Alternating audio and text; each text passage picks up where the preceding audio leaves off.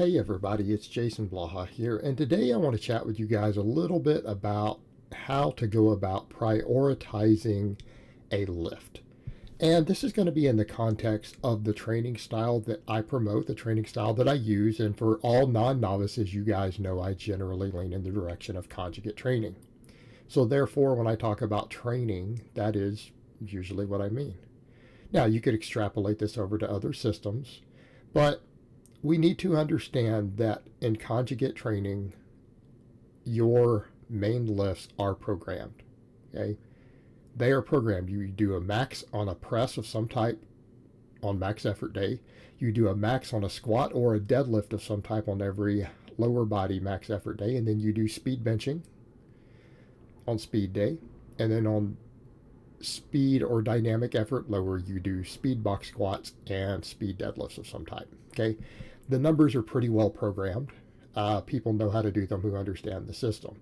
So when I had somebody ask me, how do you go about prioritizing this? If I wanted to prioritize my squat,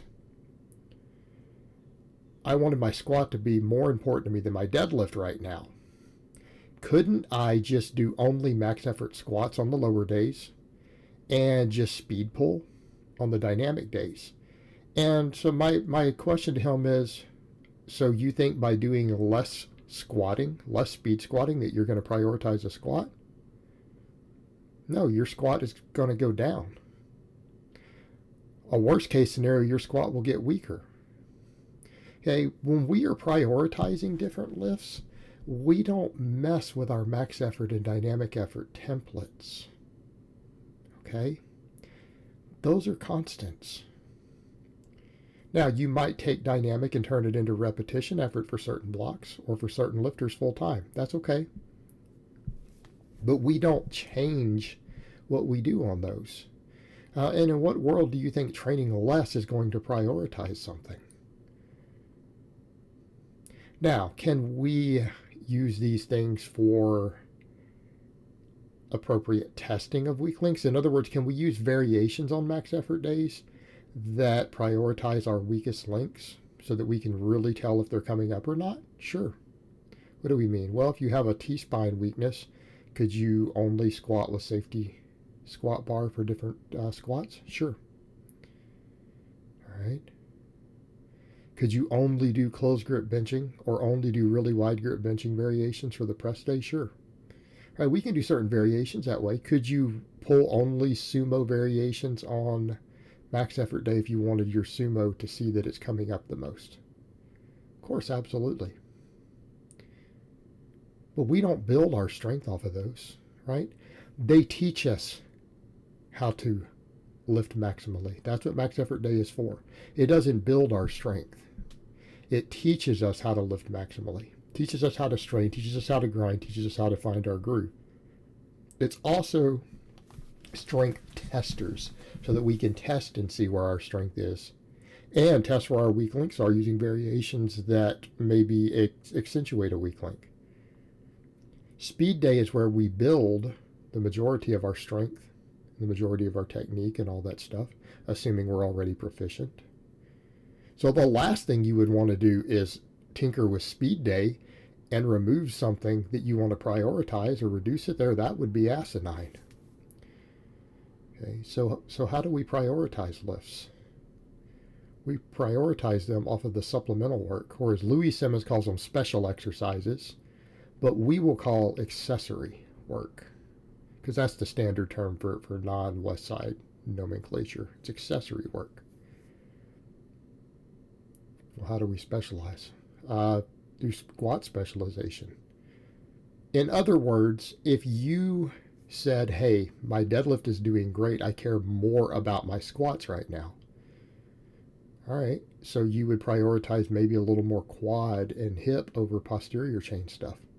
Since we don't use our hamstrings as much and we don't use our back quite as much on the squat versus the deadlift, what would squat specialization entail? In other words, if your squat was way behind your deadlift and needed priority and you're proficient at the deadlift, I get guys who just have long arms sometimes, so they have a better deadlift.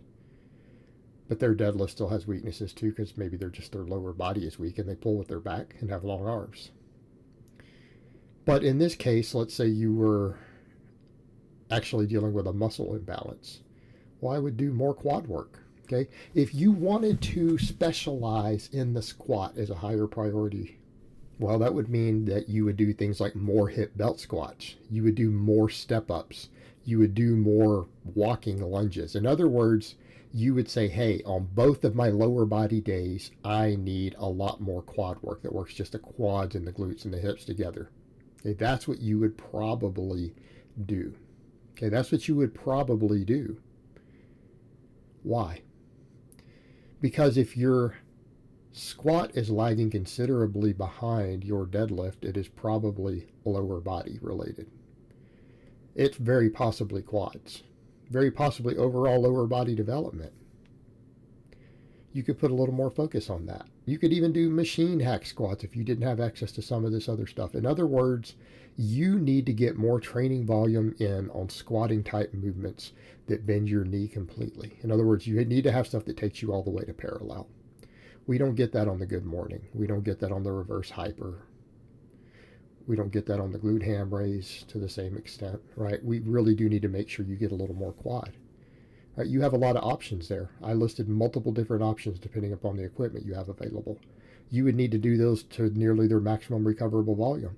You would need to do them both training days, right? You would need to do them on both max effort and dynamic effort because that is now a higher priority for you.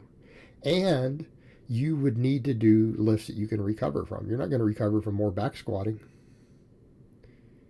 right? We're already at our recovery limits for those. We programmed for all of that. The method, instead of calling it the conjugate method, we could just call it the method, already has you using Prelipin's chart for that. You're already there. You're already doing your max work and your speed work for those. So you need to find exercises that build up the weak links. Conversely, if you needed more deadlift specialization, you might need to stop and think, well, which deadlift? Do I need more sumo specialization or more conventional specialization? Because if you need more conventional, what do you need? More back, more erector, more trap, more hamstring. All right, so if you needed to bring your conventional deadlift up, what do we need? Well, a lot more good mornings. Maybe safety bar good mornings, maybe more glute ham raises, more reverse hyperextensions, more hamstring curls, right?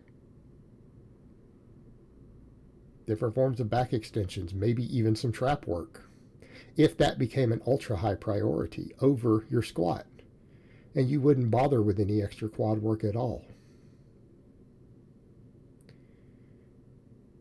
Okay. What about if benching is your priority? Because for me, benching takes a little more priority. My other lifting is balanced. I put an equal focus on squatting and deadlifting right now. My benching takes priority.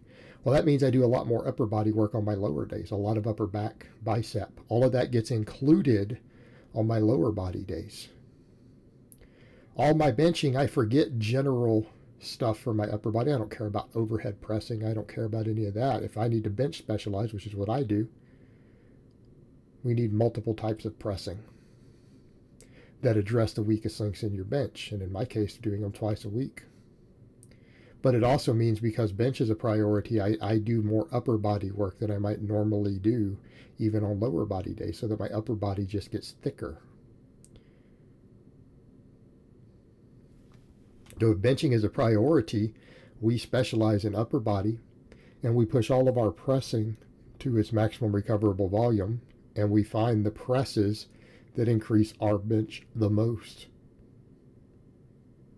We don't adjust the max work or the speed work, okay? ME and DE are constants. I want to make that clear. Once you're running a set programming for those, they're constants. Can you specialize in weak points with what you select? Yes. You can use different bars and variations for the dynamic effort work that accentuate your weakest links the most. But you don't remove their overall volume, and you don't remove their overall intensities to do so. That is not the appropriate way to specialize. We specialize by Special exercises, the amount of work we put into any given muscle group as a priority over others. That is how we specialize. We specialize through hypertrophy. Right? We specialize in a lift by hypertrophy. If we're not a novice lifter anymore and we're weak at a given lift, it's because we have a weak link in the chain somewhere. We have a couple of weak muscles, and we have to bring those muscles up as a priority. All right, guys, but that's really all I have to say on that today. I hope it's been informative, and I will talk to you guys next time.